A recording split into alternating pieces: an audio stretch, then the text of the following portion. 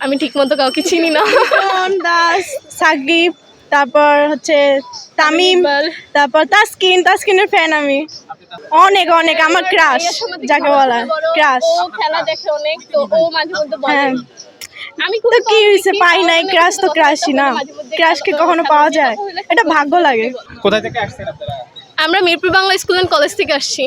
আমরা কালকে যখন ক্লাসে ছিলাম ওই টাইমে আমাদের টিচার্সরা এসে আমাদেরকে জানাইছে।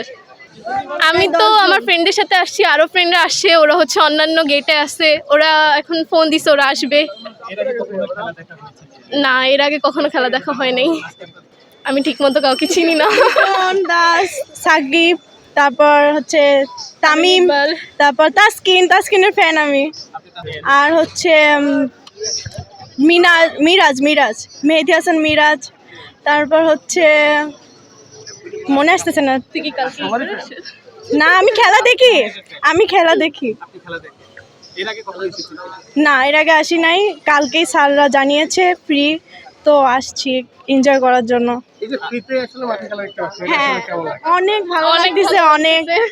বাট একটু সানটা বেশি, আল্লাহ। কলেজ ড্রেস এটা কতটা মানানসই? এটা আর কি একটু ফানি হয়ে গেছে, কিন্তু কিছু করার নেই। ডেট যেহেতু পড়ছে তো পড়তে হবে, না পড়লে তো আসতে পারতাম না। অনেক অনেক আমার ক্রাশ, যাকে বলা ক্রাশ। ও খেলা দেখে অনেক, তো ও মাঝে মধ্যে বলে হ্যাঁ, আমি তো কি হয়েছে, পাই নাই, ক্রাশ তো ক্রাশই না। ক্রাশকে কখনো পাওয়া যায়? এটা ভাগ্য লাগে। আজকে কখনো পাওয়া যায় না। না। এই যে এখন যারা খেলছে তাদের মধ্যে আসলে তো মাঠে নেমেছে। হ্যাঁ, ওনার জন্যই তো আসছি। উনি আপনার ক্রাশ। দেখা হলে কিছু বলতে চান? দেখা হলে তো সৌভাগ্যবান বলবো অবশ্যই। অটোগ্রাফ নিব, যে আপনাকে আমি পছন্দ করি, ক্রাশ। এই শিওর জানি আমার না। ভালো লাগে আপনাকে, আপনার খেলা ভালো লাগে। বাট কিছু কিছু সময় যখন উইকেট পড়ে না তখন মনটা খারাপ হয়ে যায়।